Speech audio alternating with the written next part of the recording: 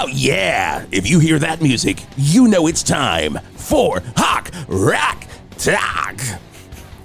I like how I did that all in the same sound. Yeah. It just was a bunch of kind of noise syllables that say Hawk Rock Talk. Hawk Rock Talk. I thought about, speaking of, I thought about asking Sebastian Bach to see if he wanted to come on 108.9 The Hawk. Great guy. Did an episode of Hoppus on Music with him. Oh, really? Yeah, it was on one episode of Hoppus on Music. It was Wait, did you produce Hoppus on Music or something? No, I was just a guest. You were a guest on Hoppus on Music. Yeah. So do you know Mark Hoppus? No, Brian Foss was producing or helping produce. Okay. And so they were just trying to get like comedians who knew about rock and roll.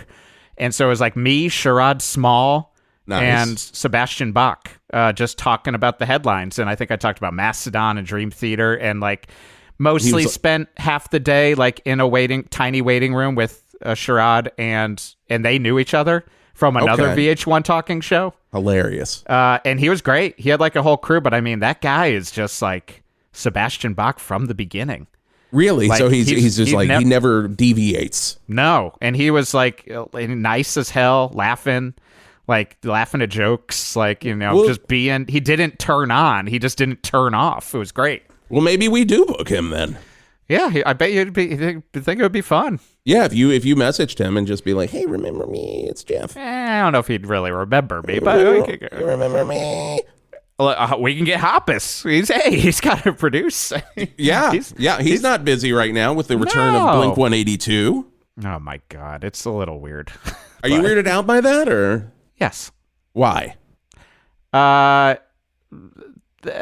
Look, there's just certain music that should stay when you're really in high school.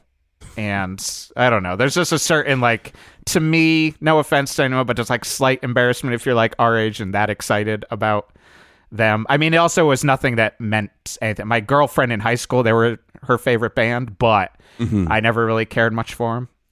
And that was, she liked Blink. She didn't like them when Dude Ranch came out. It was too after the fact. But I saw them live at a small club, but not my bag.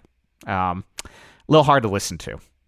Okay. I never really got into them. There was a lot of bands when I was in college and playing in bands, and we would play with a lot of bands that kind of liked Blink 182 and liked that sound. And sure. I was never against it. If you're a couple years younger than me and us, then I think it's a little bit more the same age. Apt. Yes. If you're a couple years younger than us, it makes a little bit more sense if you're a person who's into pop punk. But also, even with that, I'm like, I don't know, they're better pop punk bands in that whole world. But that's Godspeed.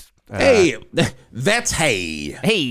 Godspeed. That's the catchphrase for Hawk Rock Talk. Well, that's the nicest version of Jeff Garlock is, it's just not for me. It's not for me. I'm not going to say anything else. Yeah. Of course this is the second episode of Hawk Rock Talk. Thank you to everybody that listened to the first episode that we did about Queen.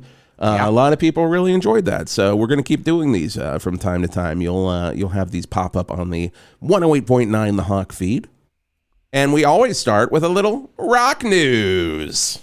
You excited? Oh, I'm always excited to see what this rock news will be. Now, this is pretty exciting, Jeff. This is pretty exciting. From my favorite news source, ultimateclassicrock.com.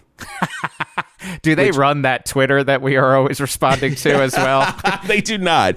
They should. Nothing like engagement Twitter, people. Nothing like us just bullying like all of these weird rock sites that are like name a bassist, and when we just hit them with just the most asshole. You can only pick one. 4 disconnected records that have nothing to do with each other. And that's why we started posting a lot of that shit on our Twitter. Yeah. Like, Nate, what's the best Aerosmith song? And it was like, not anywhere close to what the best songs would be. And so many people thought we were a real classic rock station in that moment. Right, that's and fun. They were like, fuck you, man. It's Back in the Saddle. Or just like, we pissed off so many people. People don't get wonderful. Jokes. Yeah. It's the best. They don't like barfs and larfs. No. But this is very exciting here.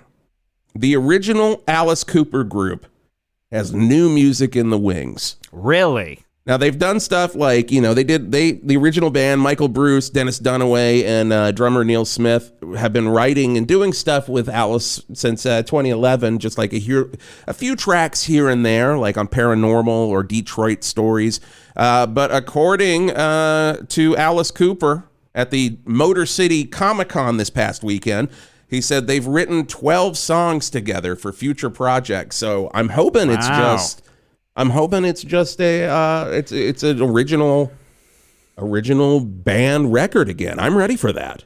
I'd like to hear that. Bob Ezrin producing. I love Easy Action and Love It to Death and Killer.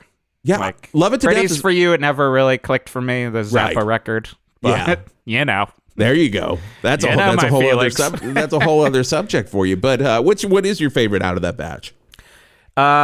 Might be Love It to Death. I think it's Love It to Death for me. Yeah. Because I love Second Coming. Yeah. And it's that's just like the merging. It might be out of all of them, it kind of sticks out the most. But that's exciting. I had no idea. Yeah. I would definitely be interested to hear what that is. There is a live do album. An Alice Cooper rock talk at some point. We're going to have to do a Cooper rock talk. Oh, you got to do a Cooper. Oh, you guys got to do a Cooper. Now, another funny thing before we hop into our band of the day. I just want to talk a little bit about ultimateclassicrock.com. I go here all the time, and it used to be very, very good for news. Sure. And now there are just articles that are like, 5 hours ago, Why Yes is finally playing Close to the Edge correctly. I mean, all right, here's the depressing part about that. I was ready to be angry about it, but I guess because the clickbait of it, I'm like, wait, what were they doing wrong? What were they doing wrong? Because I've seen them play Close to the Edge live, and I thought they were playing it correctly. Maybe they cut out a section or something. The quote that they put right under the clickbait title is, I always thought it sounded lousy, but I got used to it, says guitarist Steve Howe. I mean, it sounded amazing when I saw them play it years and years ago, but... You did good, yes. Just not great. Just not great. Could you make it great for me when I pay a ticket? Jesus criminy. Yeah. But then there's other stuff on here. So there's like, okay, Green Day's Good Riddance was nearly Bon Jovi-style rock ballad. My God. There's maybe... Look, I know we are doing like a podcast where we're just going to talk about a very old band for a while, but like... Right. When you're looking at you're wearing the T-shirt for. Oh, I'm wearing the T-shirt of it. One of my multiple T-shirts of this band. But when it's clickbait, but clickbait about like a record that came out like 20 to 50 years ago, it's like that feels like the saddest version of clickbait of like a bunch of like middle-aged dudes who are like, I gotta check this out. I gotta know how Close to the Edge was played wrong. Unpredictable, but in the end, it's right. Wow, wow, wow, wow. I hope you have the time of your life. What you say, Maura? That's wow, wow, wow, wow. Oh, God. All sounds terrible to me. All sounds terrible to me. And here we go, guys. Let's go ahead and hop right into it. Let's, fuck it, we'll do it live. We'll do it live. We're 8 minutes in. This is usually around the time where we would introduce the guest on a 108.9 The Hawk. Of course. And it's so funny. We do talk about the Hawk a lot on Hawk Rock Talk because why wouldn't we? But it is very funny when guests are like, God, you didn't come to us for like 13 minutes. Like Coker and Stratton called that out on their episode. Well, you gotta jump set in the with stage. Something good, people. You got to set the stage. Yeah, you have to. I mean, but seriously. also, if you jumped in, Wisp, Jeff, or Greg would jump on you. Yes. So, we're setting it up for you. Since when has a regular classic rock station ever let the guest talk? God. Oh, Please. My God. So last week we did Queen, which is one of my all-time favorite bands that we're going to have a second episode of that coming up soon. But you've really started to enjoy since you did that episode. Always liked them. Now I really enjoy them, much to the chagrin of my wife. Does she not like Queen? I asked this in a text and you didn't really answer it. Right. I guess I just forgot to. I don't think she necessarily hates. She hates some of their songs. Like what? I'm in Love with My Car. Like I had brought it. Like she truly. That's fair. she truly was just like upset that song was on. I think she just doesn't love them. I think they're not her favorite in the terms of Geoff. What is her favorite? Who's her favorite band? Oh, I mean, honestly, at this point, I don't even know. I mean, she's so many years of just basically me. Like, I mean, when I met her, she was like an indie pop fan, like twee indie pop. Like Belle and Sebastian was her favorite band. Okay, yeah. So that world, right. I don't know what I would say is her favorite band at this point because I'm Megadeth. just such a yes, definitely. She loves Amon Amarth. That ain't wrong. Yeah, she just deals with me. I'm just such a monster. So you have you've kind of like molded her a little bit. I mean, she loves Maiden. We've seen Maiden together. You know, it's like so. Who doesn't love Maiden? I mean, some people don't. My wife. Yeah, exactly. But today, we were going to do a deep dive on Thin Lizzy. I need a little more time to do a dive. It's a huge discography if you don't realize there's more than Jailbreak. We were talking about doing this yesterday. Today, the episode we're recording right now, we talked about yesterday, and he was like, what about Thin Lizzy? And then I looked at all the records, and I was like, there's absolutely no way I'm going to be able to do this. So we're doing a band that we both equally love. I think you probably love them more. I am going to give you that. They are my favorite band. They are your favorite band. They are my favorite band. Why? Yes.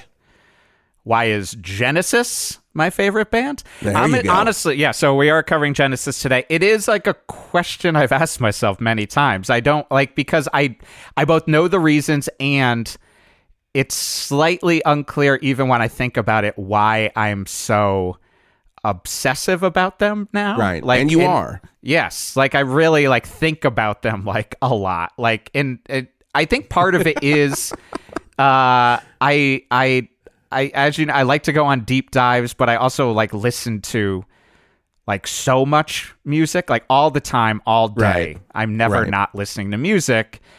But there's a bit of partly that I think I decided to some extent that Genesis was going to be the band I obsess over, the band that because I can't obsess so much about every band because it would take up every second. And it's just not fair. It's just not fair. But there's a little bit of when you're a kid and you're like, this is my band. It's the older man version of that. But I don't know. They're a band that scratches almost every itch. Every itch. Truly, they scratched the prog rock itch, the heavy itch, the weird arty music itch, the pop itch. Yeah. They scratched the not really rock stars, so punk itch in aspects, where I'm the statement I always still say was from this Polatka song is I hate rock and roll. I like the music rock and roll, but I like talking about it and making fun of it. But in general, the rock and roll attitude is really frustrating to me. But you don't think Genesis had that? No, weirdly, it's they're behind the music wouldn't be that intense. You know what I mean? There's something nice about that. And the fact that they're all old school chums is very charming to me. They should have just called the band Chums. They really should have called it Chums. We do have Chum as a band in Valverde that was on the rock cruise. Yeah, Chum was part of it. So I love their passive aggressiveness as a band to each other. Yes. Even though they're so in your face sometimes with what they do, they're still so Britishly passive aggressive. I don't know. It just kind of can keep going on. But the biggest thing is I don't know, and they were a later day band for me. They were not until my late 20s that I was oh, I really love Genesis. And I said it briefly in the Queen episode that it was around Worst Gig Ever, where both me and Mike Pace, my co-host, both were wait a second, we don't just kind of like Genesis. You really like Genesis. We really like, and it was a thing we have too. It's we still will just randomly be what's in, underrepresented part in one Genesis song.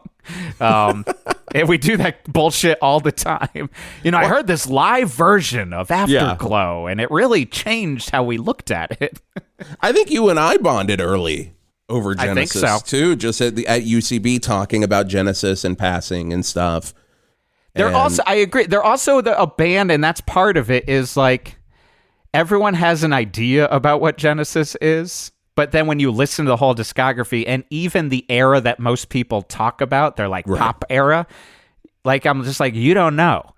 Like, and they're also a band that like, I've definitely like, I try honestly my best to not tell people like you should listen to this band because I just have no interest. But the few times I've like mentioned it with Genesis and people are like, really? Like there's definitely like, I can remember one conversation with someone at UCB. Are you sure? Yeah, they did really. And then it was like, they were like, what record would I listen to? And I recommended either Foxtrot or Selling England. And his first response later was just like, so did you like grow up on it or something? Like, and I was like, no, and I get why you're asking because you didn't really like it. And it didn't really hit you. And you think that it's just because I was a kid, I liked them. But I'm like, no, this was an old man decision. I think that Genesis, if you're recommending Genesis to somebody, it's an interesting thing that you kind of almost have to feel out that person. Am I going to recommend the Peter Gabriel era? Or am I going to recommend a Phil record? Genesis is like, if someone's like, oh, what metal record should I listen to? I'm like, well, I got to figure out what you listen to. Like, there's a billion subgenres. And kind of the same, with Genesis is like, are you going to like take in the Phil era? Are you going to take in the Phil era with Steve?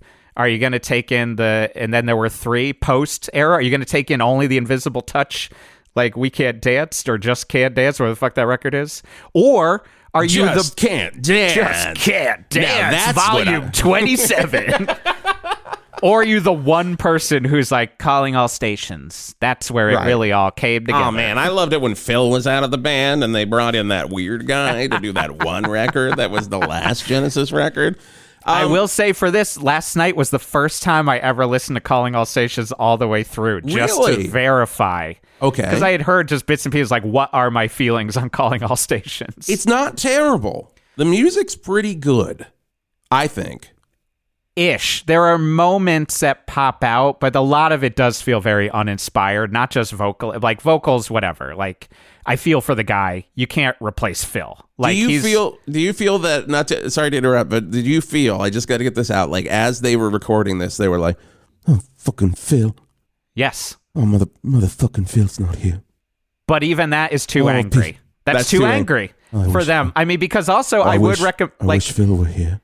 To appreciate Genesis, watch like any interview and watch that Back and Forth documentary, I think is what it was called, the one that they did on Showtime. That was like where some of its parts, where they got them all together. Sorry, I think Back and Forth is the book, or one of the books I have on Genesis. Right. But because they've never stopped. That's one of the reasons, again, I love them, is watching them be all old men and fucking with each other like when they're 16. Yes. Like Tony is still a curmudgeon in the butt of the jokes. Yes. But like to me, the summary of Genesis, personality-wise, of one of the reasons I love them, and one of the maybe the main reasons, is like Foxtrot era, when Peter came out in the red dress with a fox mask on, and didn't tell anyone in the band.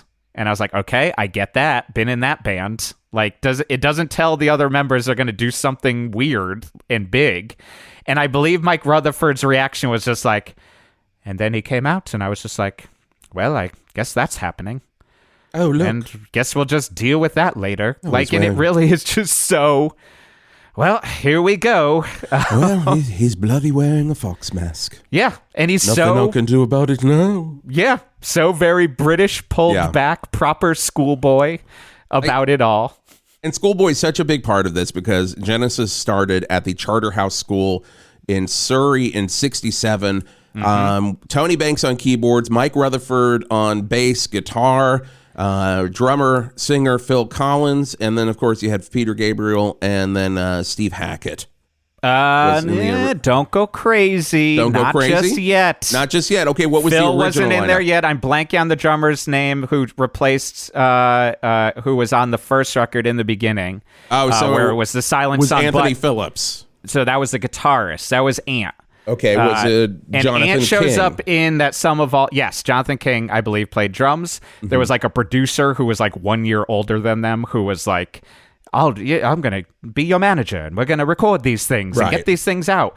And the first stuff is okay. Like, you can see the little inklings, but it feels very British teen. Like, I don't kind of like music it at the time. I really don't like From Genesis to Revelation. It's not great. I never listened to it. The Silent Sun, I think, is a song, has like some moments, and it's like more that like you can hear the bits. But no, weirdly, Anthony Phillips was like one of the binding like glue of it. And they all still talk about Ant. Like, he's just like, this lovely bloke, one of the best guys ever. Oh, God, we love Ant. But he had massive stage fright and just stopped doing it. He was just like, I can't do this. Like, this is freaking me. Do they still hang out with Ant? Because you know how they're also... like it. Okay, good. That's the thing, is they all seem to be fine with it. That's the other reason I love them. Like, when Peter Gabriel was in trouble with WOMAD, because he fucked himself over and had done, like, bankrupted himself. Right. They were just like... All right, suppose we'll just reunite for a bit. Oh, guess we'll help you out with the WOMAD, won't we? Yeah. Now, what is WOMAD for the listener? It's a world music festival, like Lollapalooza, but it was like... There's also a label, too. Like, he would put out, like, WOMAD records. Muta Baruku record, Yusu Indoor, and that kind of stuff. And this was after Peter Gabriel left Genesis. Yes. And totally, like, was just blowing money, like, screwed himself. Probably divorced. There's a lot of divorces that'll happen as it happens. But yeah, because Ant has put out a lot of solo records that are really good. I've never listened to those. Yeah, he's got like up to 6 that are literally just like classical guitar pieces. And then there's a bunch of ones that start to get kind of synthy. In like 1984, there's one, Sides. But yeah, Ant just basically just like records on his own, and they still seem to all love him. And that documentary, they're all just like joking around with him. And it's just stage fright. He just was just like, I can't do this. And I'm fine. And when they reunited for WOMAD, they did a really great version of I Know What I Like in Your Wardrobe, which I listened to quite a bit. But we're going through the records one by one. But I do have to preface this. Please. By saying this. And it may ruin your day. You may respect me more for it. As much as I love The Lamb Lies Down on Broadway, and we're going to talk about that record in 1 second. Yes. My favorite Genesis lineup is the 3. Currently, it is mine as well. It's my favorite. It's something happened with like Trick of the Tail, and like and of course Hackett was on Trick of the Tail, correct? Yes. Like, and then there were 3. So like, and then there were 3 on. That's Genesis for me, only because that's the Genesis I grew up with. Sure. Like my parents, you are also leaning towards shorter rock songs. Oh, I'm just a power in your pop general guy. Yeah, you're a power, so it's closer to that for you. It's closer as well. to that, yes. There's just no like insane. It's got it, like, they figured it out.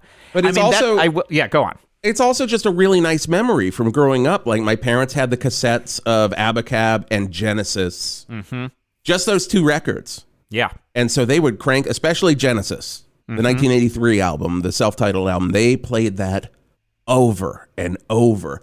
I've talked about this on other rock podcasts I've done. Every Saturday in the Gore household, the windows were open, the cassettes were flying. And it was Genesis. It was that Genesis album. It was New Moonshine by James Taylor, got a lot of airplay.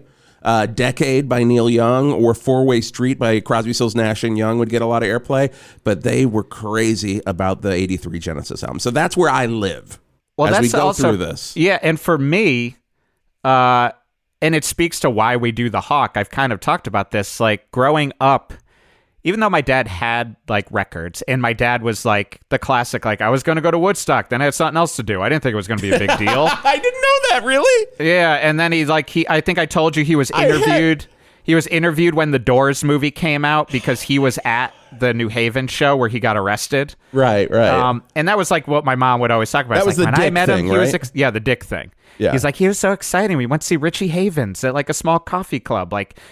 So they would like, listen to all that shit. And like I remember he had a tape of Scorpions Worldwide Live. He really liked that record, but that's a good record. It's a great record. Yeah. It's a fantastic live record. The version of The Zoo, I believe, on there is great. But we didn't listen to records we just listened to 99 Rock WPLR. 99 Rock WPLR. PLR. New Haven. But that would just be on if music was on. So like that's partly why some bands, your Thin Lizzy, your Genesis, like I never gravitated toward, and most of the classic rock stuff, because also pretty quickly for my musical introduction, I was, as I probably have said, it's like I didn't listen to music, then I listened to Weird Al, and then I pretty much jumped straight into Primus, and then immediately from Primus went into, okay, now I listen to industrial, punk, and then hardcore. You went to the dark side, boy. Immediately. Man, you went right over, man. Yeah, like junior high, like in 6th grade into junior high. So albums never kind of happened for me. Two things off of what you said there before is that one of the reasons I love Genesis is because of all the eras. It's like you can kind of rediscover a new Genesis record. Oh yeah. Because you'll be like, now I'm in the mode for this era, and I'll forget about this song on this record I didn't listen to and be like, oh, fuck. Like, even this morning, I'll get into it. But there was one that I was like, I don't give this enough credit. We'll have to fucking talk about this. Yeah. And I do think that one of the biggest things with Genesis that came up when I was listening to Calling All Stations and then texting my buddy Mike, because that's what we mostly talk about is Genesis, is I would say I think out of maybe any band that existed, they are like the number one that for that core three, the three of them all really need to be together to put out this music, and all three of them truly accentuate each other. Oh God, yeah. And the other, and I am saying this with Phil Collins and Mike and the Mechanics being such humongous artists. Without the other two members, they don't get accentuated. Wait. You are forgetting the soundtracks that Tony Banks did. I think Tony Banks The Fugitive, this is all for our part 2 solo records. I think Tony Banks The Fugitive is a highly underrated solo record, but also maybe his only underrated solo record. Oh my God. Well, Poor he was Tony. listening. He was listening like, oh, right. And then he's like, oh no. Yes. But they need to work together, and they all accentuate each other, and the fact that like it's like, oh, why would they bother coming back if they've already start having these amazing solo records, like their solo career? And it's like, because they truly are a band that only can create what they created when the three of them are working together. Oh God, yeah, 100%. Because you listen to In the Air Tonight, which huge. Now that was also. Was that a demo that was offered to Genesis or kind of hidden away from Genesis? Depends on who you ask. That's the other beauty of them too. They remind me so much of more so than any other band, every band I've been in. They all have different stories about what happened. They're all passive aggressive, and they're all slightly pissy to each other, but love each other more than anything. So it's like Tony will stand behind, and he's such a fucking pissant all the time. He's just like, Phil never showed us that. Just never heard it. And then Phil would be like, I definitely played it for them. Right. And they didn't want it. Like, they'll just all have different stories. You can hear them just like tossing it off. It's like the time that Mike Campbell played Boys of Summer for Tom Petty. And Tom Petty was like, no, I don't want that one. And then, it goes over to Don Henley, who writes some lyrics for it. And it's a huge hit. And it's a huge hit that you could hear Tom Petty singing. It's like, I can hear you. Like, you can hear Tom's voice and the quality of his voice singing that. But 100%. Yeah. But here's the point I was trying to make. In the Air Tonight, as awesome as it is, with those, Hugh Padgham, am I saying that correctly? Padgett, I think. Padgham, maybe? I can't. Padgham, who was the producer on the Peter Gabriel records, where they came up with that gated drum sound on Intruder. Was the track that they came which up I with. certainly heard first as a Primus cover. 100%. On Miscellaneous Debris. That was one of that. So, okay, we have that in common. Yes. Because hearing Intruder on Miscellaneous Debris, and I was just like, this song fucking rules. And that led me to Peter Gabriel. I did not like Big Time or Sledgehammer as a kid, and still don't. Like, for me, they were like... They stick out as like the two that just kind of drive me a little bit. Like I have to skip over them. Yeah. Oh my God. I love every second of them because I would hear those in my mom's office. Yeah. You would hear those in every doctor's office you went into. And she worked at Radford Orthopedic, and I would go in, and it was almost like I opened the door to her office, and it was boom, boom, boom. You could hear Tony Levin just fucking smack into his drum fingers on that. Yeah. When he eats with the fingers. He's very good at it. He makes chopsticks out of it. Yeah, he like puts it right into a roll and pops it right in his mouth. Oh my God. I don't know if you've watched it, but that King Crimson doc, he shows his fingers and they look horrifying. And he's well aware how he's showing. No, the pinky is flat.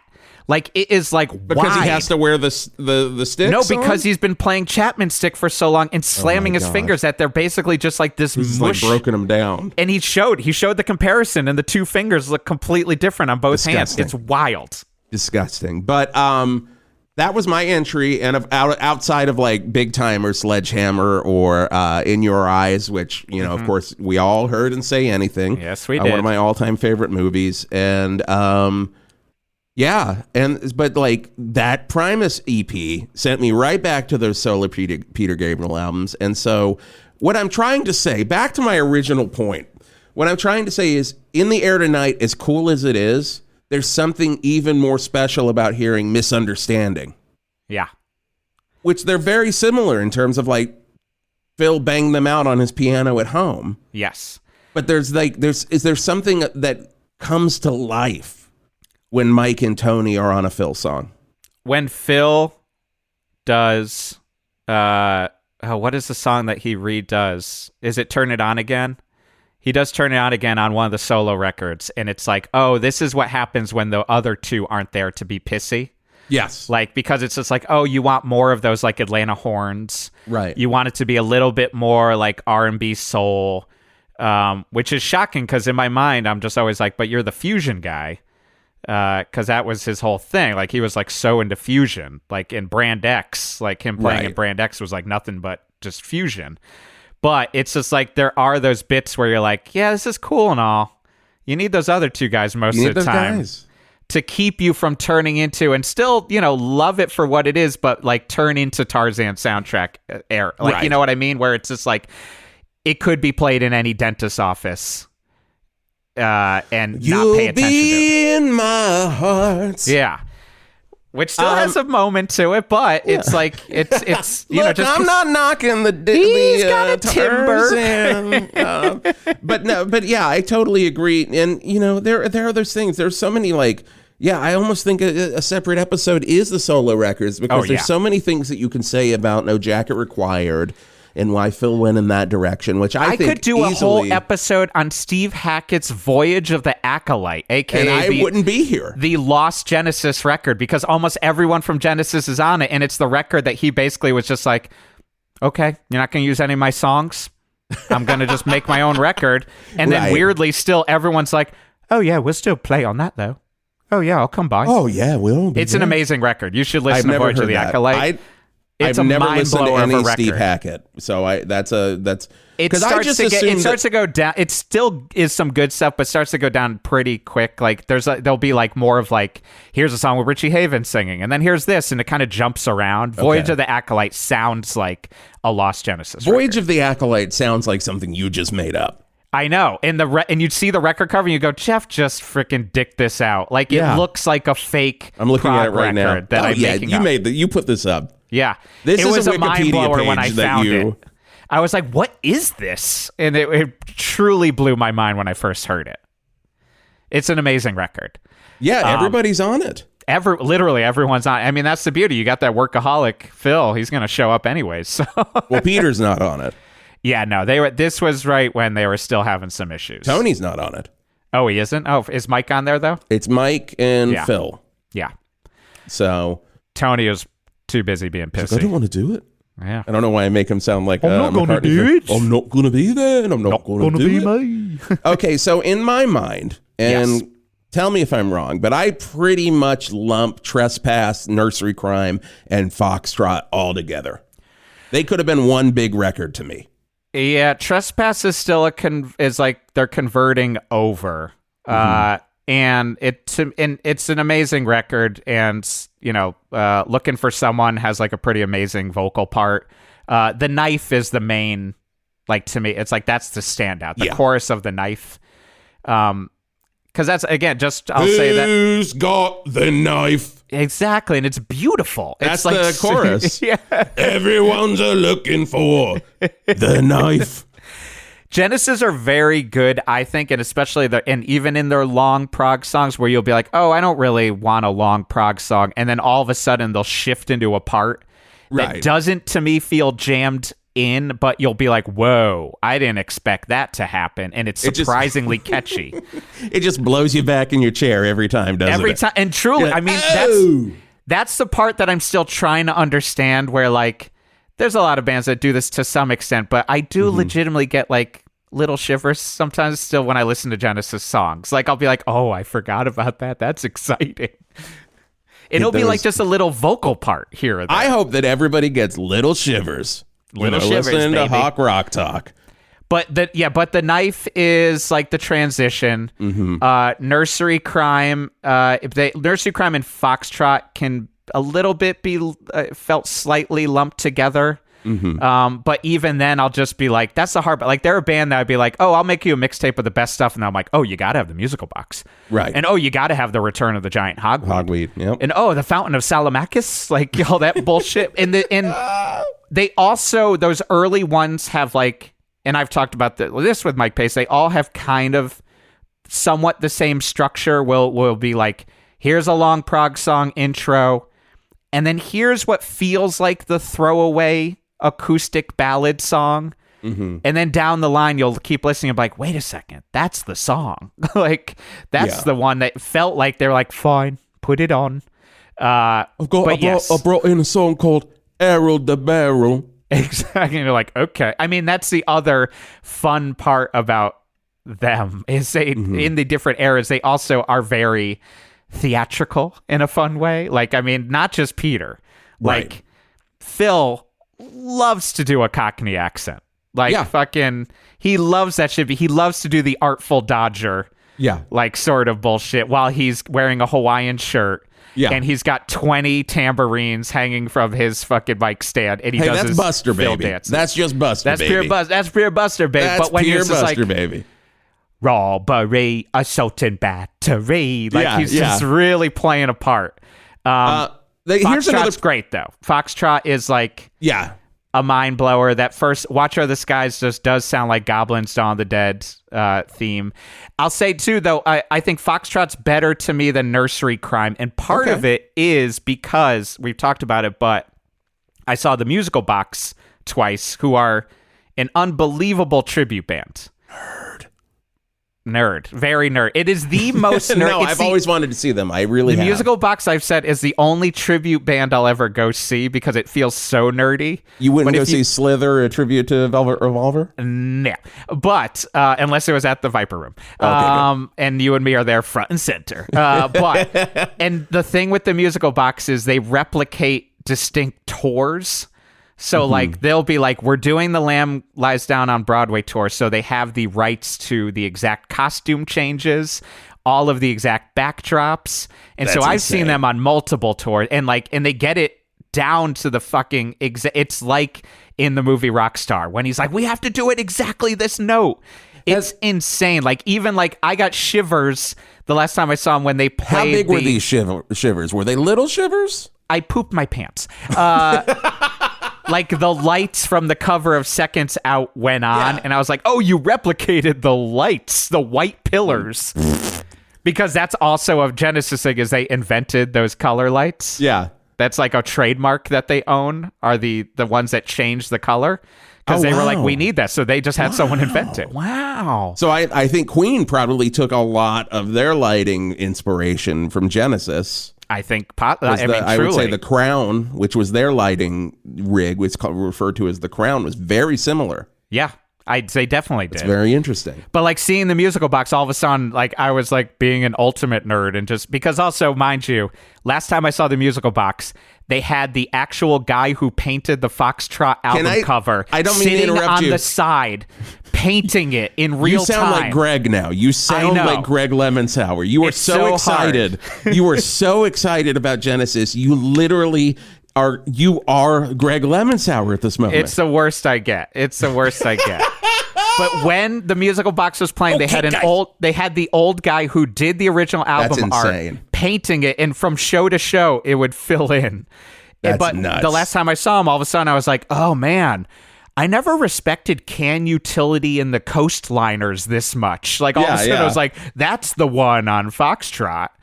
But yes, you are right. But if those kind of get lumped together along with kind of Genesis Live. And then it kind of changes a little in 73 with Selling England by the Pound, their first album to have a hit. Yeah. Crazy. Dancing with the Moonlight Knight was the big hit off that record. No, it was, of course. Love that shit. Yeah. It was, of course, I Know What I Like in Your Wardrobe.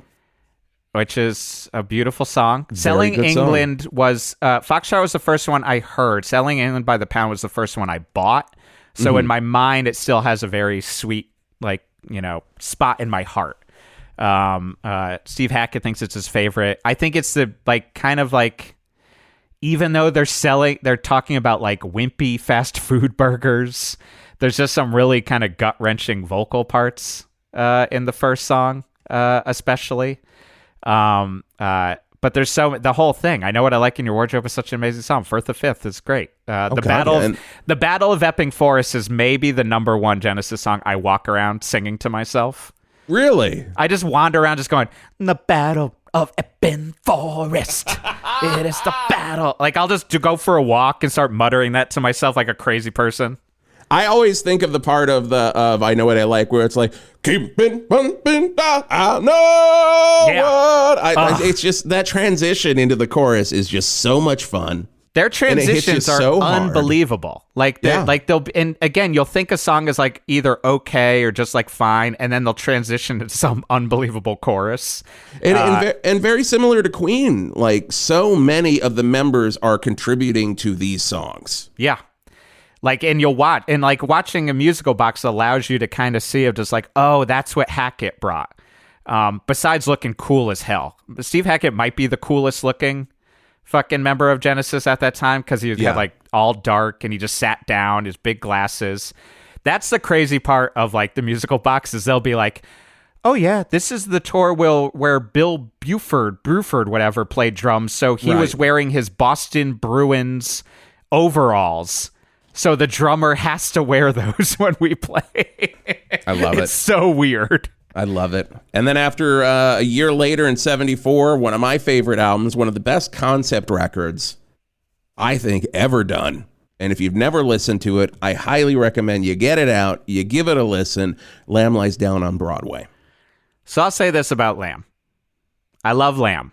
I love Lamb. And it's Lamb. Very funny. I just have to say really quick, I got so much shit on the Best Show for referring to the Lamb Lies Down as on Broadway, because we were trying to figure out the best double albums. Right.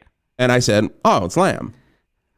By far. Yeah. It's Lamb. And they're like, you just called it Lamb? I'm like, yeah. Any true Genesis fan just refers to it simply as Lamb. It's a very long title. I mean, come on. We can't be calm. I don't have time to say I don't have time for that. I'm a busy man here. I'm not going to do that. I love Lamb. Mm-hmm. And I say this as someone who put out a double record with Panthers, and probably it should have been a single record. I much like a lot of double concept records, I sometimes wonder if there'd be a better single record in the Lamb. I think about that for every double record. I think the White Album would have been as amazing as the White Album is. I think it would have been doubly amazing. Doubly amazing, singly. Mm-hmm. I mean, I just think especially with Lamb, it's a record that Peter Gabriel was like, I'm about to leave this band. I have this giant concept. It doesn't make any sense. Real. And I'm also talking to Billy Friedkin at that time about doing a movie together. Yeah. And so here's this concept, Genesis. I don't have time to write most of the lyrics. So deal with Rail, and then you have to write it. And so there's a lot of like begrudgingness to some of the songs that I think happens on double records, where you're just like, fuck, I mean, we have to get from this song to this song. Mm-hmm. It just is kind of like a bunch of connector stuff here or there. And when it sticks out, it's the best. Like Carpet Crawlers is great. In the Cage is a mind blower of a song, but I sometimes think it would be a better single record. And I don't know what the fuck the story is. Like Rail's story is... I have no clue. I have no fucking idea. I would, if I had a genie for an alternate reality wish, is my number one that him and Billy Friedkin had done a frickin' movie together. It would have been one of the strangest fucking things ever. You're merging one of my favorite band with one of my favorite, not only directors, but people. Like, I could listen to Billy Friedkin talk for 8 hours at a time. I could listen to him talk for the length of 2 Lambs. But yeah, it feels like a little bit the weight of them coming apart and Peter deciding to be a pain in the ass. And he's like, I want to go off on my own, and then be angry at you and write Salisbury Hill. So Salisbury Hill is about him leaving Genesis. Yeah. And some of those key lines are, it's like, about having the faith to make that's just why I think it gets sucked into like rom-coms, like idea. It's like having the faith to make the leap out of something that you're comfortable in, and out of the machine. And to be like, fuck, I'm going to be... And honestly, that's one of those moments. I have had those moments of like, maybe this band's got to stop. Maybe I got to get out of UCB. Like, you hit play on your Discman and it's all... Bum, bum, bum, bum, climbing up on Salisbury Steak. Exactly. And then I'm like, I'm hungry. God, I'm hungry. Hello, it's Peter Gabriel for Shawnee's. Or in the UK, Gabriel's. I'll say my favorite tracks on Lamb. I love Cocoon. Yeah. I love Carpet Crawlers, but I gotta say, I kind of prefer the 1999 version. Well, that's the other fun part, is I enjoy listening to Phil sing Lamb stuff more. Yes, I think than 100%. On the record. Yes, because I think again Peter's slightly checked out. Yep. If you can, it reeks a little, and well, Phil has such a big energy on there. There's a lot of double lead vocals on this record with Phil and Peter singing together. And on most, it's always like, whether it be like a Phil song or one where you're just like, oh yeah, Phil is matching like with this tonal quality. While I know he's not doing it in the studio, but like while he's playing an amazing drum beat, because Phil Collins is like an unbelievable drummer. Yeah. And if you just get off his lazy ass. Oh, if he would get out of the chair. If we just all listen to Mike Rutherford. A little bit more. That was literally what they said about, they put out a documentary before this Last Domino tour actually happened. They put out a documentary about the rehearsals during COVID for the Last Domino tour. And it was just very like, well, Phil would get out of the chair. Mike is so pissy about it. It was so sad to watch. It was... that moment, and I had a brief moment where I was like, thank you, Genesis, for never doing this to me. But they showed like the backdrop, I think, of what they had on visual for Land of Confusion. And it's a bunch of like people kind of marching wearing masks. And I was like, no. Don't Van Morrison me here. You can't take away my Genesis. Don't do this to me. I'll freak out. I will freak out, guys. I will literally do not. I have so little. I need this. Do not. So then Peter Gabriel leaves the band, and Collins takes over as lead singer. They interview and audition a bunch of singers, right? And then literally the story feels like he's just like, I guess I could have a go at it, and they go, all right then, perhaps you might. Why don't you have a go then? And then he does. Trick of the Tail. Goddamn, what a record!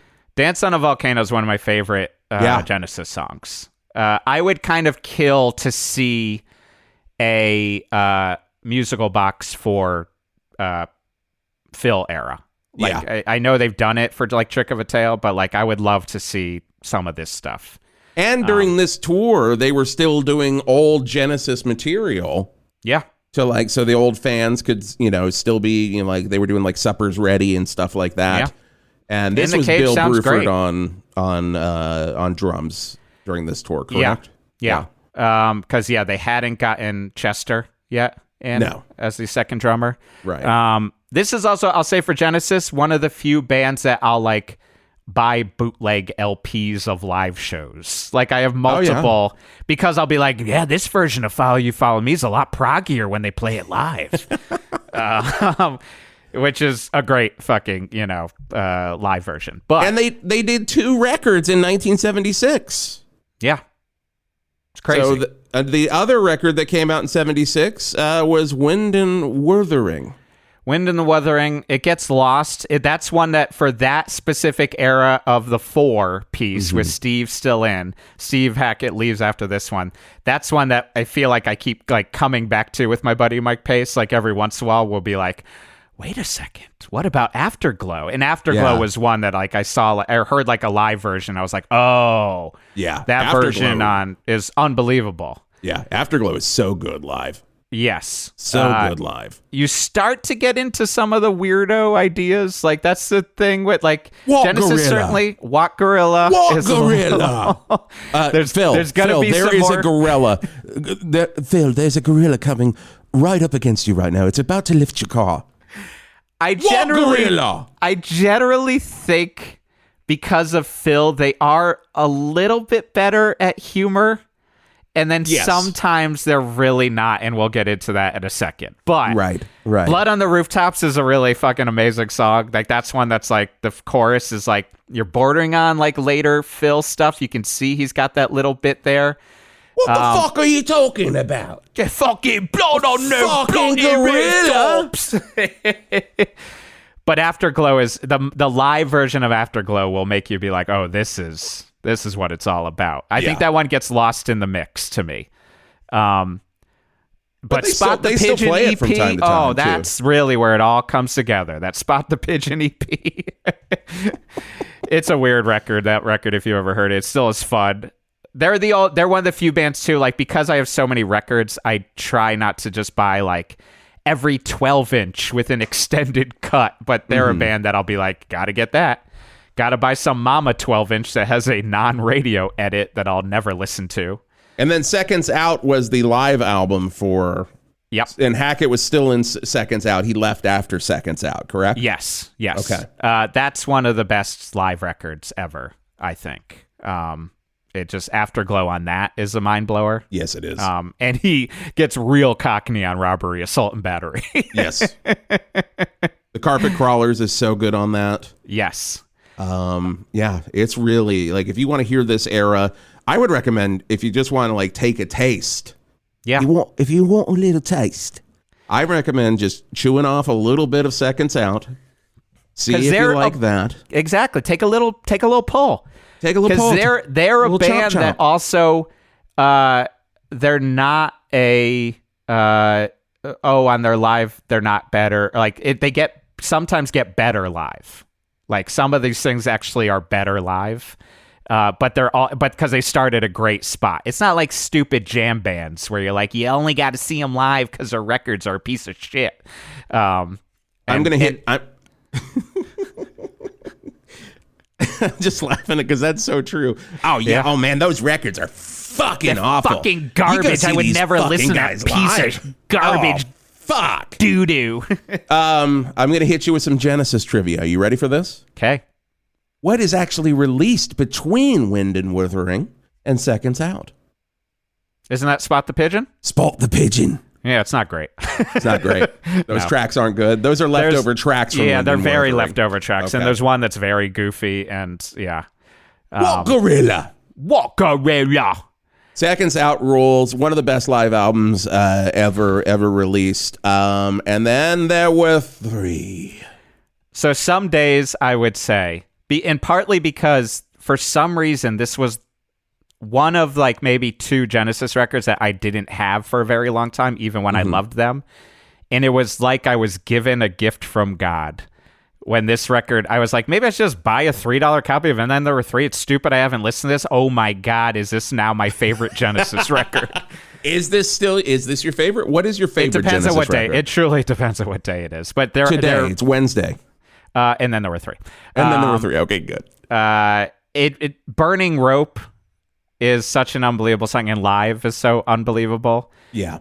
We have a lot of me and my buddy Mike talk about, like, I have a hard time saying that some like kind of goofier songs are really goofy. He has a hard time with Scenes from a Night Stream. That's basically singing about Little Nemo. Yeah. It's real dumb, but it's also adorable because I think he basically wrote it for his son. Like, so I was like, okay, come on. We have got children.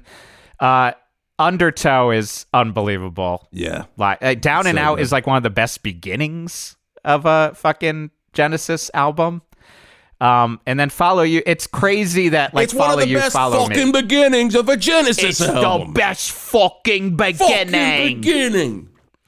But Follow You, Follow Me is it's unbelievable that it's a we're gonna end on this and it's gonna become this humongous like basically the transition to what we're gonna become. Yeah, it was their highest charting single at that point in 78, reaching number 7 in the UK, number 23 in the US, and I believe it has the very high distinction of being my wife Kristen Bartlett's favorite Genesis song. Really? Because this would play, she said she remembers hearing this all the time. They would play it on their soft rock station. Yeah. And it feels like the Genesis song they would play at your junior high dance. Yeah. Like for like one of the final dances. Oh God. That keyboard solo is just, it feels so good. And this also, I mean, that's the thing. Like they really, look, Tony has struggled without the other two. Yeah. But I mean, we're all the shit we give Tony Beggs. And on 108.9 The Hawk, we give him a lot of shit. Literally, every member of Genesis, of the three, yep, they all have businesses in Valverde. They do. But he is the one who they're always like. The thing with Tony is he'll have 100 parts. He can be like, "How about we use this? How about we use that?" And they're all pretty amazing. It's like Tony's additions are maybe the thing that pushes them into the greatness territory. Yeah. And the B-sides are great too. I only recently really went into The Day the Light Went Out and Vancouver. Vancouver's like a sad divorce song. And when they toured this was the first time Chester Thompson was in the band. Yeah, Chester Thompson and Daryl Sturmer. Yeah. On guitar, always been there. Except I think on that last tour, the first one, Chester was just like, I'm not doing this. Yeah, I've been away from my family for on the last Domino tour. Yeah, the last Domino tour. And I think a big part of that too was that Phil wanted Nick Collins, his son, who creepily plays very similar to Phil. He does. It's wild. It is wild hearing him play. And it's lucky that, according to the press, that Chester was just like, I have missed my family growing up. Right, right. I can't go back out. Yeah. This is also like not exactly. There. No. Yeah. This is not exactly the beginning, but this is also like, oh, Phil really likes the Alamo.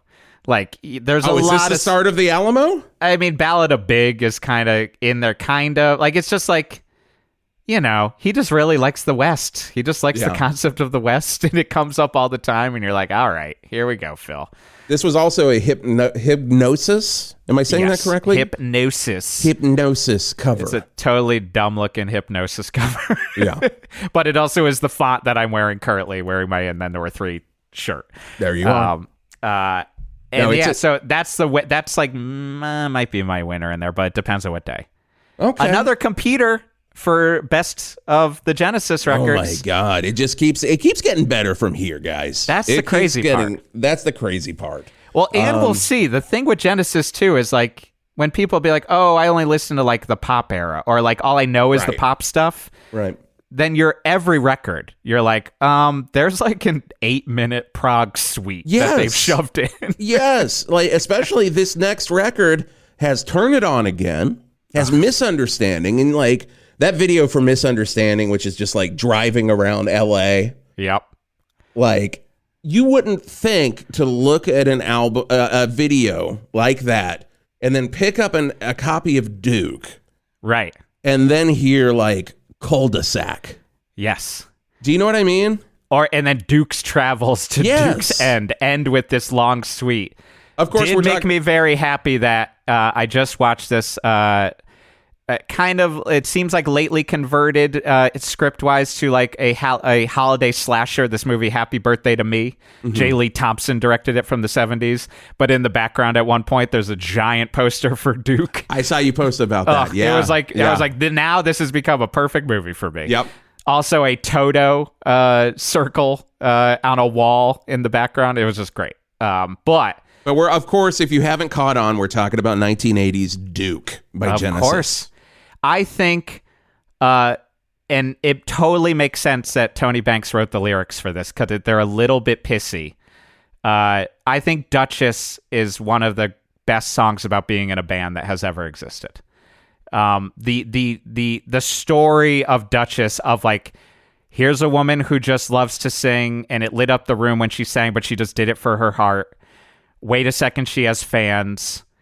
Wait a second, now the fans don't really love her anymore. Like, and it's kind of the cycle of being an artist where it's just like, oh, right, eventually, it's not that they completely turn on you, but it's truth. Like, eventually you get older and and you still want to do the thing you want to do, the art you want to do. And I listen to Duchess a lot when I'm crying after Salisbury Hill. No, it's a great song. This album just rules. You know, I think on this recent tour, The Last Domino, which they say is their last tour. God, thanks a lot for coming to Los Angeles, guys. I know. Really fucking appreciate it. Really tearing my soul apart. Yeah, but they opened with Turn It On Again, which is just a killer opener. Yeah, unbelievable. Just that doop doop doop doop doop doop. So good. Those keyboard blasts coming in, and then the best part is the did it boom, and everything kicks in. Yeah, every song needs a little horn blast. And you know, if Phil had his only way, those horns would be like piercing your ears out. Yeah, exactly. Oh man, I do love that part, though. Yeah, I gotta say, I do too. Duke is maybe one of your faves. Oh, with the next record, Abacab. Abacab, I think, is probably my favorite Genesis album. It's really hard. It's really hard to choose. I agree with you. Could not be more 80s with that album cover and the 4 different versions. Really pisses me off. This guy was making a lithograph of it, and his website is all fucked up and would not work the clicking on, and I emailed him and he just never emailed me back.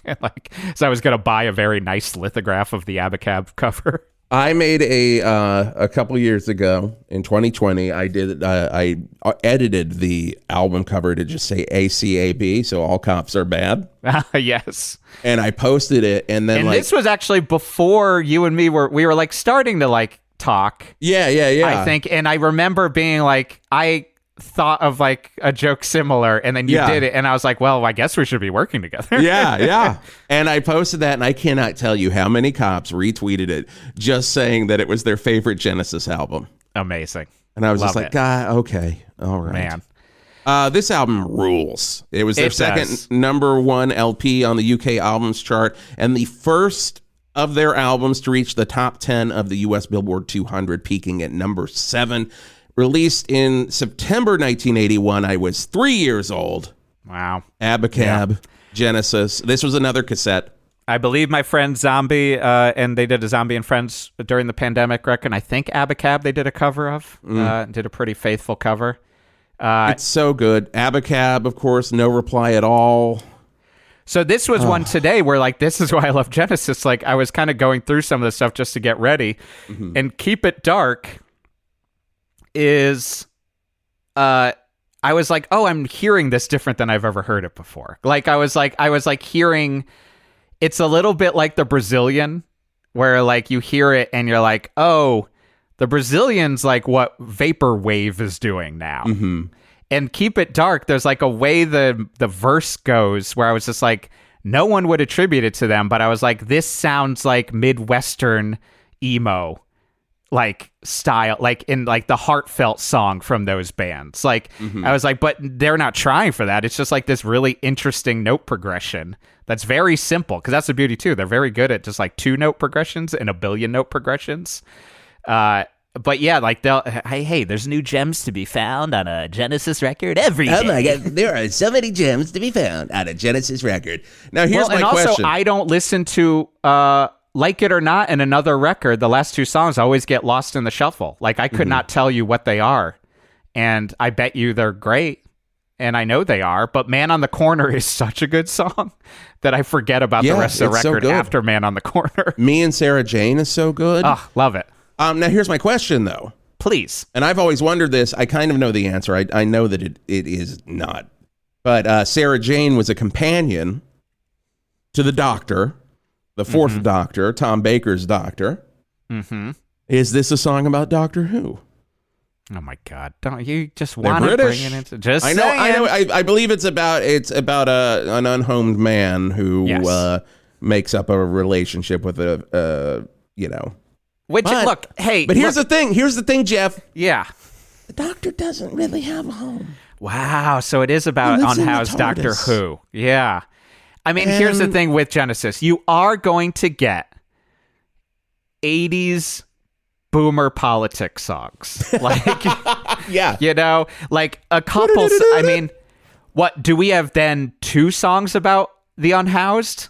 With Man on the Corner kind of being about that as well. Yes, you do. Like, because you've got the air of just like, we're playing this humongous festival and we got to do something about it. So we're going to fly in the Concorde. Yeah. Like Bob Geldof's like, what can I do to help? Yes. So that happens every now and then. You'll get some...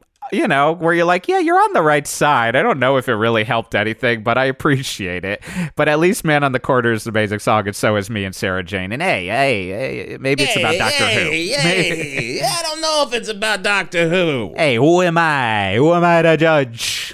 After this, in 1982, you have 3 Sides Live. Yeah, 3 sides are live, and then the 4th side is just some extra stuff. But has Paperlate.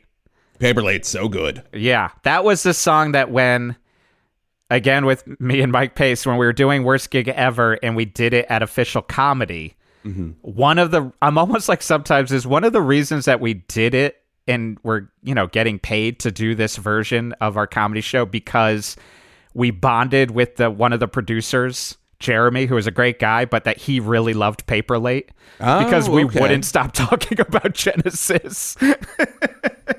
And I was just like, and it's every time I listen to Paperlate, I think of Jeremy Colfer, great man. But it's a good live record. And then the songs are good. And it's kind of a collection of different live stuff. You've got stuff from 81, 80, a couple 76. You got a 76 track, a 78 track with Peter Gabriel and with Jumps Hackett. Around. So it does jump around a little bit, but it is a good record. And then, of course, the Gary Gore special in 1983, the self-titled album Genesis. I didn't give this one enough listening time for a long time. Like, it was like one I got maybe right before, and then there were 3, or maybe even after. It was like a dollar bin where I was like, I'll finally buy Genesis self-titled. I bet you it's not great. And I was like, wait a second. This album is unbelievable. We do a game on Mom Rock, another rock and roll podcast I do with my mom and my sister. And we do a game where it is called, is this Phil Collins or is this Genesis? Yeah. And we always either play only solo tracks or only Genesis tracks. And she's like, oh, that's solo. So we would play That's All. Yeah. And she's going to say that's 100% a solo Phil. Seems track. like it should be. It does. Yeah. And then you got Mama. Him and doing his Curtis blow.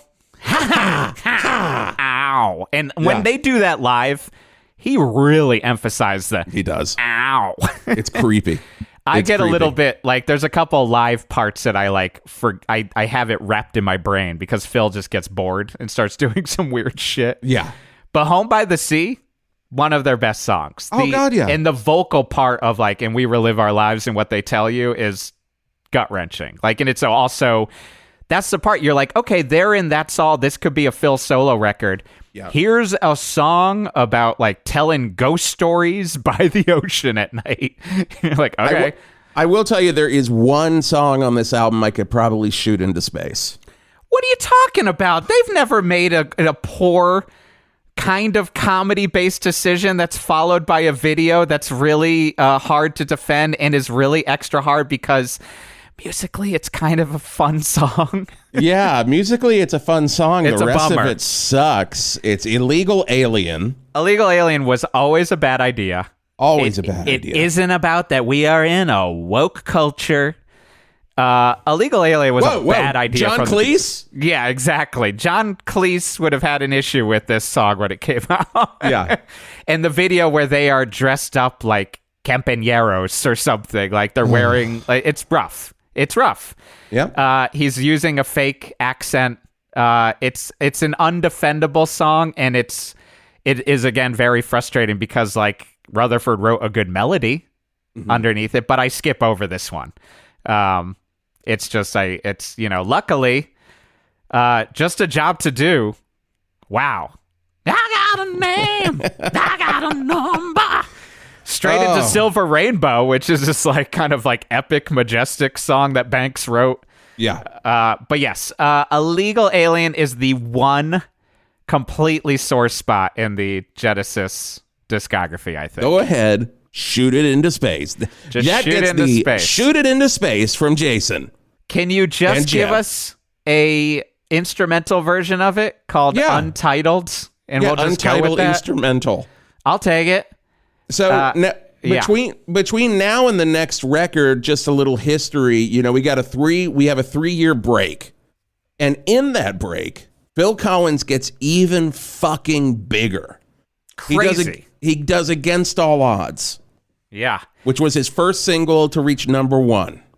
One of the few songs that I believe I got really into listening to it maybe like a year ago, and my wife all of a sudden was like, "Can we not with this song anymore?" She really does not like Against All Odds. She hates that. I love that song, man. I love it so much. It's makes me tear up. I know. It makes me tear up. It gives me little shivers. It gives me the little shivers. I mean, it also maybe shows what was going on in my household. When I look back at some of like my father's favorite movies, Against All Odds was one of my father's favorite movies, but you're also just like, I don't know if like a middle-aged guy should be watching Against All Odds and being like, I should aspire to what's going on in this movie. And you're really hunting for that Phil song in the movie. It's really not much there. Like, please, just play it now. Play it now. Yes. And then after that, he had another huge song with Earth, Wind, and Fire singer Philip Bailey, which is one of my favorite, like Easy Lover. Yeah. Crazy. So good. I'll say two for Philip Bailey. And this was one that I only discovered not so long ago. And it was when Mike Pace, again, my prog rock friend, but he was making his Spago rock playlist because he's kind of the person who invented that term Spago rock. Really? That was like my buddy Mike is the one who like basically gave it a name because he started doing this solo project that was basically Spago rock, and he make these playlists and it kind of glommed on.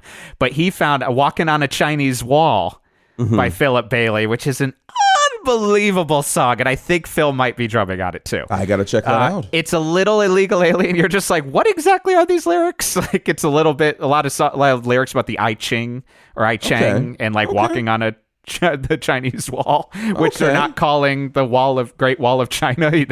I think they were like, nope, syllables don't work. Right. Right. Hey, but guys, it's a great song. I'll check it out. I will check that out. And then he played on Behind the Sun by Eric Clapton. Who cares? Yeah. He drummed on Do They Know It's Christmas? Crazy. Feed the world. I want to say that's the song, or was it? Did he drum on the Live Aid song? Oh, wait, that's the Live Aid song. I think he only did like one take, and he didn't really know what he was doing. Yeah, you could kind of tell that in the video, too, where he's just like, and he's like, all right, gotta go. And then, guys, this exploded. I remember this album being everywhere. You could not move without hearing one of the gigantic singles. By the way, is this also before or after Mike Rutherford just all of a sudden just like, guess I'll just find some random singer and give it a go? Yeah, let me check that out. I'm going to have 2 to 3 of the biggest 80s singles you could ever imagine, and you won't realize it's from Mike Rutherford. Okay, so yeah, let's see here. So right around the same time, okay, so No Jacket Required came before Mike and the Mechanics. So No Jacket Required was recorded in 84, released in February 85, had the singles, just see if you've ever heard these songs. Sussudio, One More Night, Take Me Home, Don't Lose My Number. Take Me Home. He rode around in a fucking pool in the back of a limo. Crazy. I mean, you can't stop that. Then started a business in Valverde. Yes, that's exactly what he did. He's like, I should bring this to Valverde. Right then, go bring it to Bloody Verde. I love how you, and this is because they're your favorite band, you voice both Tony Banks and Phil Collins. Gotta. And I voice Mike Rutherford of Mike and the Mechanics. And then, of course, what you were saying, Mike and the Mechanics came out in October 85, which had Silent Running. Great song. With Paul Carrick on vocals. And then All I Need Is a Miracle with Paul Young on vocals. And then, is it a different record or same record, the song about his dad or whatever? So that was 88. Yeah, so that was after, and that was The Living Years, which makes me fucking tear up. Yes. I mean, it truly does. It's also weird because it's like almost like a precursor to Calling All Stations, where it seems to be the story is just like, then my manager's just like, check out this guy. And I'm like, fine. Sounds good to me. Whatever. Sounds good to me. And it's just like, they're all from Liverpool. The craziest part, I need to get a physical copy of Rutherford's autobiography. It's a little less fun because it basically just goes back and forth between him dealing with his father's death and then just being like, and then I went back out on tour and all I did was drink Southern Comfort. Yes. Oh, God. You just gave me heartburn. You just gave me heartburn. Because there was a time in college that was my drink. Oh, boy. And I would just roll up to a party with just a little bottle of Southern Comfort, and I would just be like nipping on it all night. Nipping on the comf. Right, let's do it. And I would be playing with my band and like my bottle of Southern Comfort on top of my Music Man amp, which was too loud and it would knock it the fuck right off. Wiping drips of the comf out of your goatee, no, I'm sure. Oh, shit, my comf's filled. I do need to get a physical copy. It's not as good as Not Dead Yet. Like, the Phil Collins book is a great book. It's so good. The Phil Collins book is great and fucking sad. And fucking sad. Yes. So fucking They're both sad. And then Tony's over there going, right then, I guess no one wants to read a book from me. All right, fine. Then I'll just make my classical records that are pointless to listen to. And I'll just shut the fuck up. Oh, and then, guys, here's what happens. Tony's crying, saying, please listen to Bank Statement. And then, so No Jacket Required, huge fucking hit. So, of course, the next Genesis album was also going to be a humongous fucking hit. Crazy. And released. I've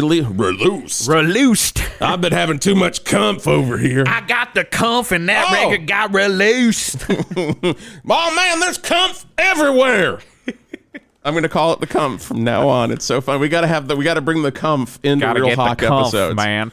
You know, Wisp is just like, Wisp shifts over from Cognax. I got rid of Cognax. I'm only drinking the comf now. My doctor said I needed to do it. he said, Wisp, if you want to live forever like I know you do, you got to get rid of the Cognax and move right on over to the comf. Oh, man. Released June 6, 1986, Invisible Touch.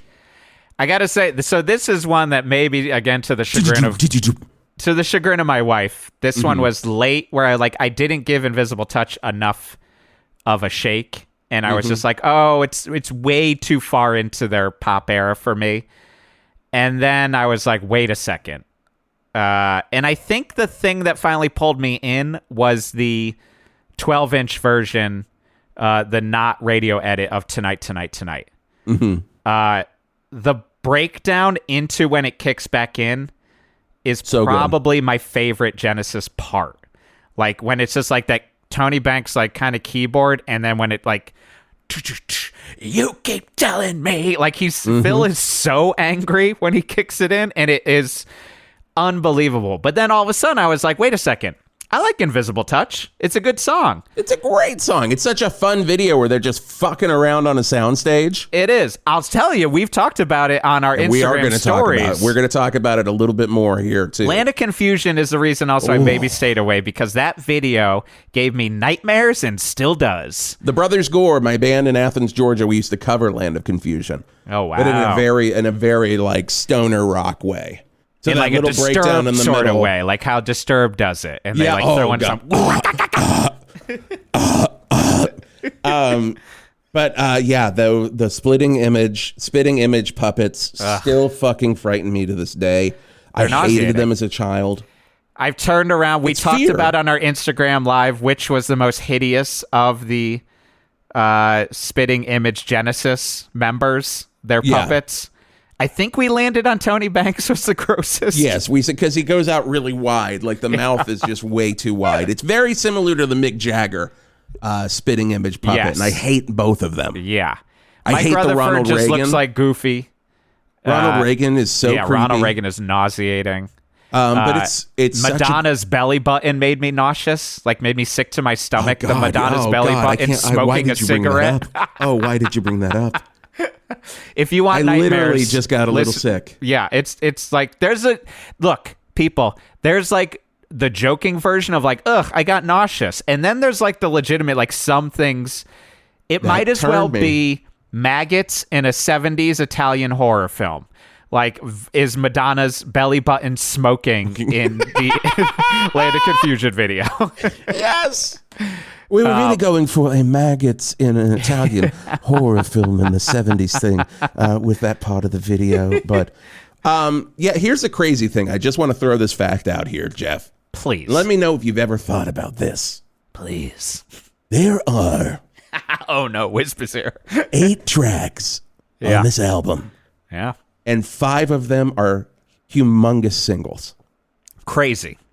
And 5 Touch. worthwhile singles. Yes, Invisible Touch. And very, very, like, varied.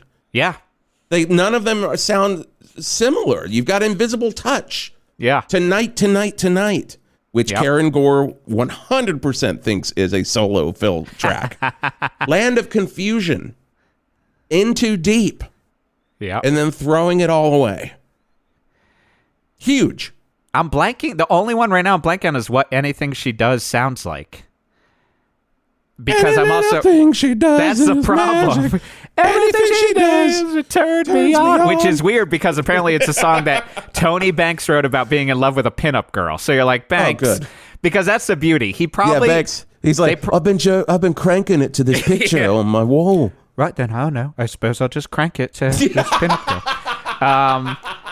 He probably helped with the Brazilian, which I do think is a fucking amazing song. But the only 2 Banks songs are Anything She Does, so a song about jerking off to a pinup girl. And then in between, as you said, what was it, 4 or 5 hit singles? Mm-hmm. He's Domino. Like, he's like, we have to do a part 1 and part 2 of Domino, which are great. Which are tremendous. I love them so much, but then it's just like, right, then can we go into Throwing It All Away? Yeah. Jesus Christ, Tony. How about we followed up with a 353 single? My God. What if Throwing It All Away was part 3 of Domino? Tony, I'm gonna bring Peter in to make fun of you. Oh, here's the picture I've been cranking to. Man, again with their schoolboy stuff, they all still gang up on Tony, and then Ant there is calms everyone. When they have like Ant is just like, can't stay angry at Ant. But yeah, I mean, it's an amazing record. Like it's like I want to not give it credit. I want to not give it credit for its pretty stupid but awesome 80s album cover. It's it's just so 80s. It's a great album, but it's great I do love for it. its time. Yes, for its time. Here's the thing. That album cover, if you just showed that to me, I'd be like, oh, 1986. Uh-huh. Easy. And then if you showed me the album cover for the next record, I would easily say, oh, 1991. Yes. Easily. The 14th studio album released by Genesis on October 28th, 1991, We Can't Dance. So if I know there's been 2 to 3 that I'd be like, I didn't give this a chance, and then I gave it a chance. This one I didn't really give this one a chance until maybe like a year or 2 ago. Partly because it's just hard to get, or it's maybe not even available on vinyl. or there's like a weird Record Story Day version.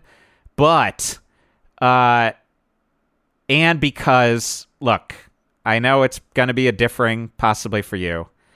I just don't really need... if Invisible or Illegal Alien is shot into space, I wouldn't be upset if I Can't Dance was shot into space right after. Really? It's just not... It's the ultimate to me, even though I've now loved them, but especially at the time of, like, boomers thinking they're funny. Like, to me. Like, it just is a little bit like, I love you guys, and you're really pushing my good graces. Do you know what the original title of that song was? No. Wall Gorilla 2. Then I would have been on board, and then I'd be like, yeah, and keep it dark, buddy. But but the hard part is, so like, I don't like I Can't Dance. Like, that's fine. You just hate the dance. When you see the dance, I do hate dancing too. But I hate you the, hate the dancing dance. in general. You hate. I hate Footloose. dancing in general. I truly. You would be the mayor in Footloose, basically. I'm sorry to my wife that we've never danced at a wedding. I just sit there like a grump. I'm not doing it. I really just have been multiple times. I put earplugs in at a wedding to protect my ear. I dance like a motherfucker at a wedding. Yeah, I'm sure. That's the thing. I'm sure you do, and I'm sure it's fun as hell. I'm like, DJ, can you play I Can't Dance? I know that one. And I do the arms and the legs. Bad. But you know what the best song on this album is, though? Well, it's competing for me between No Son of Mine and Jesus He Knows Me. Jesus He Knows Me. Jesus He Knows Me is so good. It's so biting.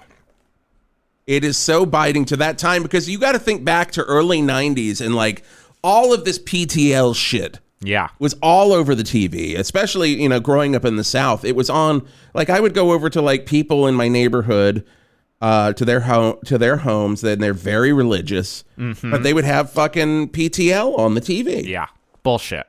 And I knew of so many like grandmothers that were just giving away most of their Social Security. Yeah.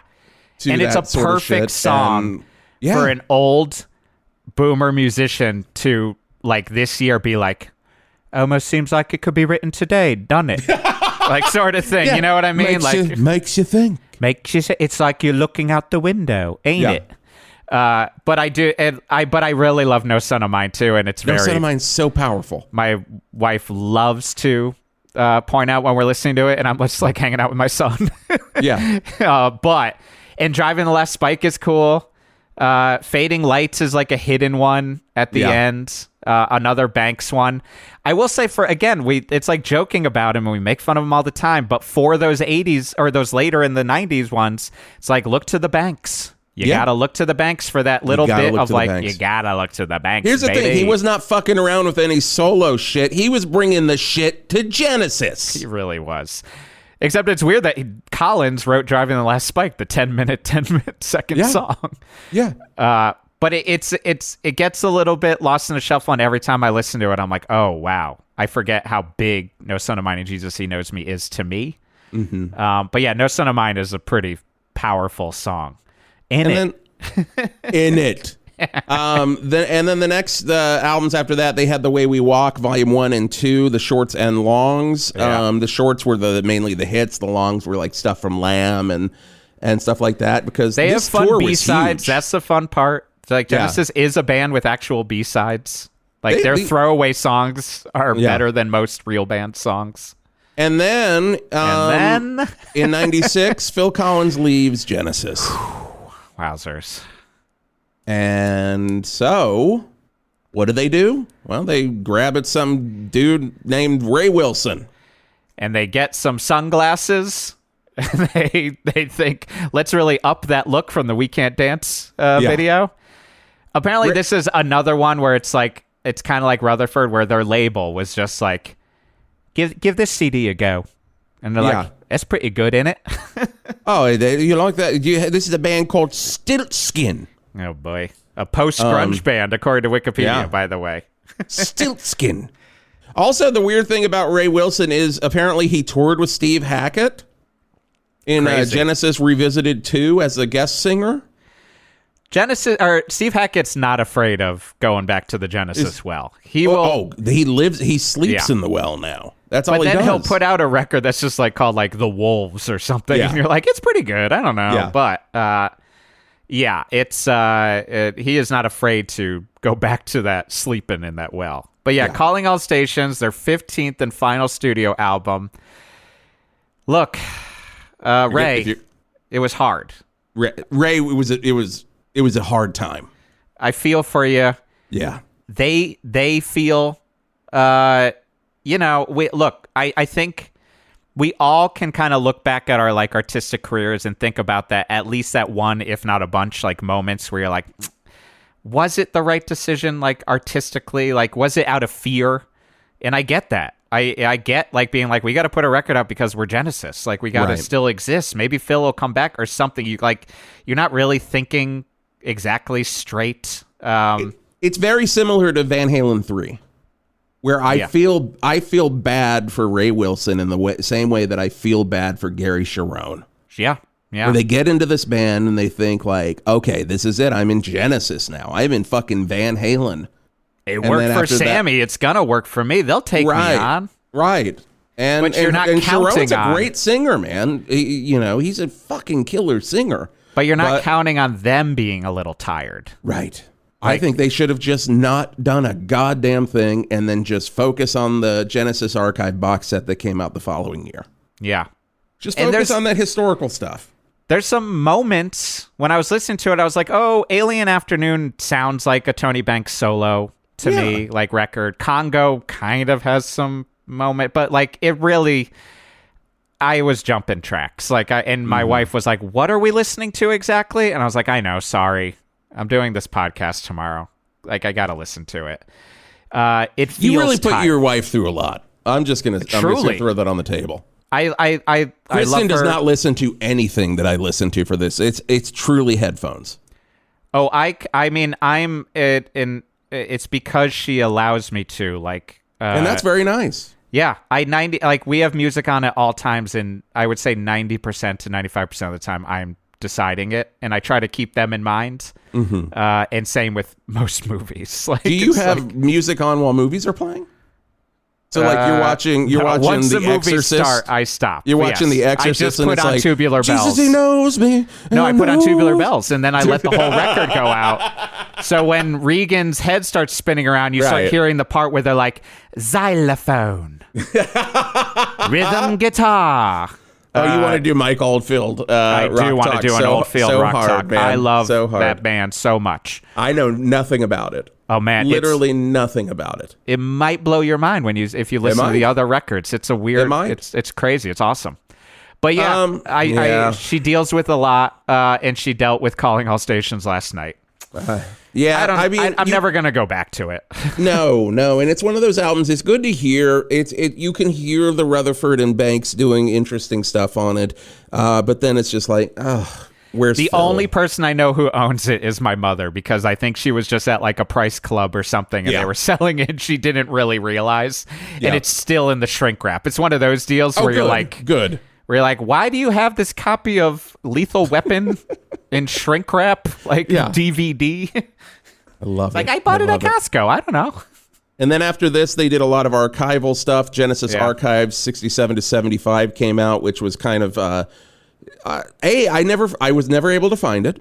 No, it was very hard to find, and I was hunting for it because I wanted discs 1 and 2 contain a live concert recording of Lamb Lies Down on Broadway. Do you own this? I don't. Because it's on CD. It's just I just don't own most CD thing. Once it becomes like a CD thing, I just leave it to I guess I'll just stream it. Do you have it digitally?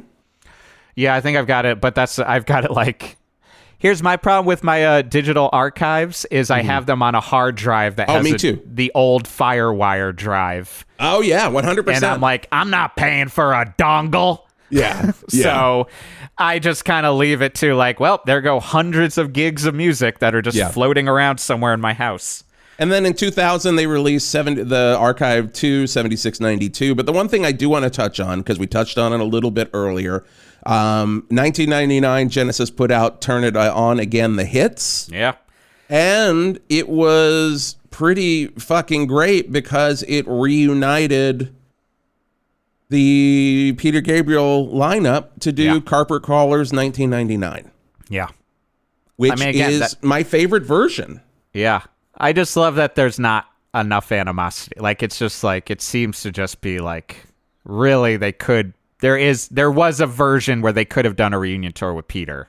Mm-hmm. And it really, I do believe that it's more of just like, I don't know.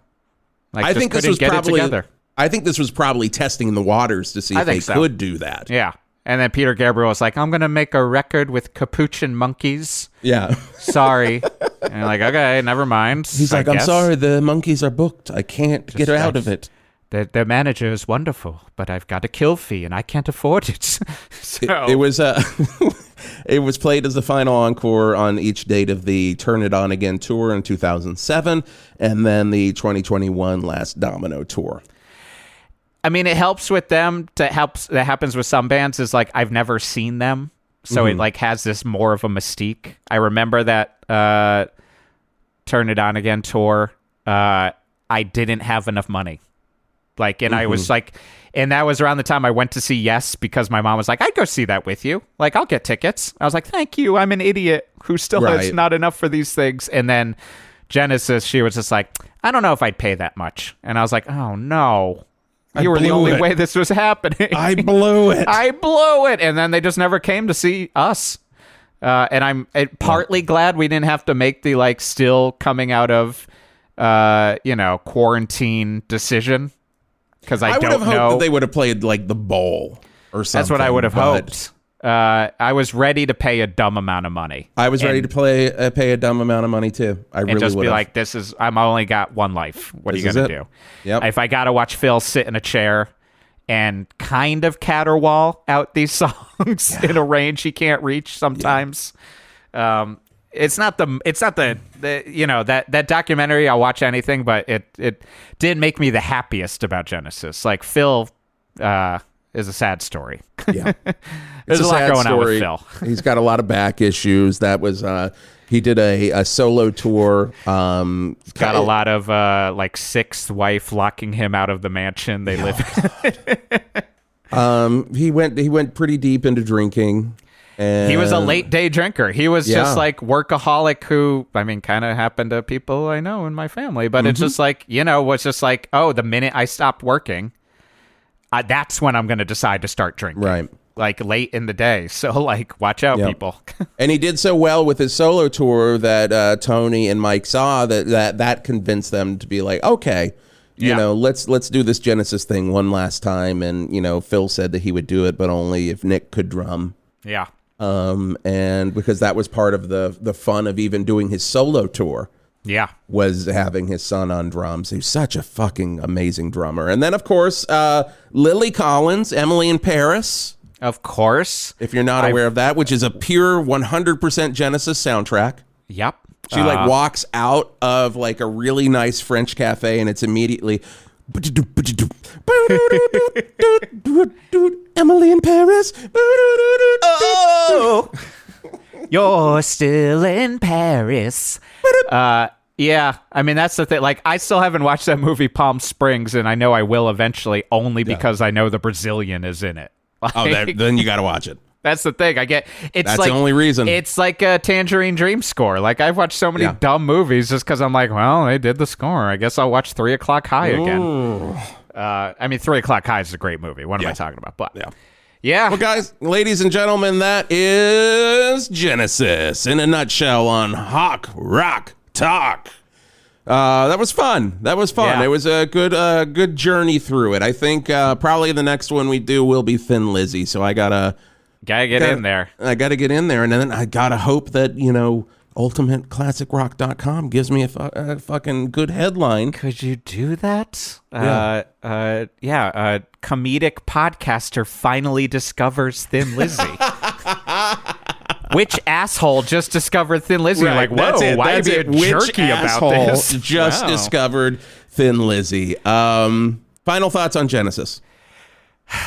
They really are just the greatest band ever. I don't know. I would like to. I truly would like to, almost in therapy reasons, understand why I've decided to like them so much beyond the reasons I know.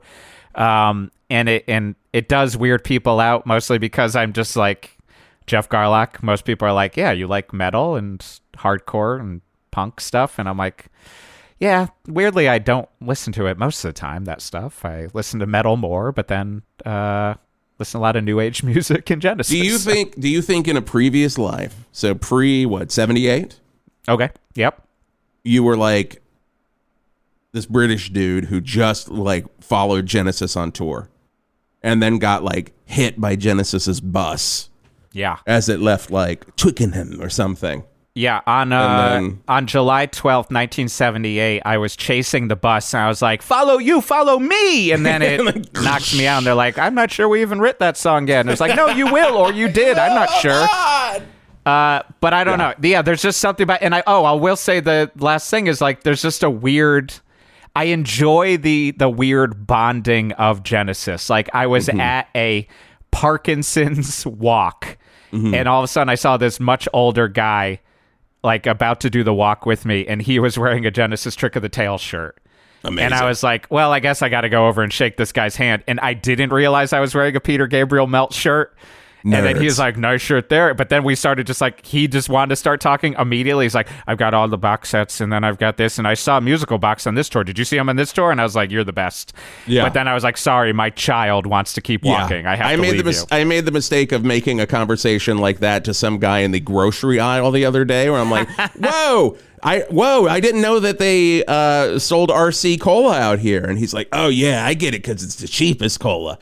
And then I'm like, well, cool. Well, have a great day. And I go down to the end of the aisle, and he quickly follows up behind me. He's like, I also really like Dr. Pepper. And he started going into all of the Dr. Peppers, and I'm like, okay, well, that's great. I'll check that out. And then I get over to the dairy section. Right. And that fucker pops right back up, and he's like, did you know at Wendy's they have strawberry Dr. Pepper? And I'm like, please, for the love of God, man. I was just, I don't know. I think it's maybe not talking to a lot of people during the pandemic or whatever, and I take those moments to just be social, and then sometimes I regret those social moments. That's most of my social moments, but, you know, that's the Garlock way. But. The Garlock way. That's another podcast you're going to get from 108.9 The Hawk. Well, this has been Hawk Rock Talk. We'll get these from time to time with some of the extra stuff we do with 108.9 The Hawk. Coming up this Monday, it is the return of the Wisp Turlington Show. Hello. With the very fantastic, very funny comedian Nicole Conlon. That's going to be a great episode. You can go to 1089thehawk.com to learn all things Hawk. You can buy your Hawk shirts there, and then go to Apple Podcasts. Give us a 5-star review. Come on. Just say, I really like this, Jeff. I really like this, Jeff. Or just, put in some Genesis lyrics. Oh, yeah, please. And that's going to make anything off of Calling All Stations is fair game. Yes, I'll know exactly what it is immediately. Yeah.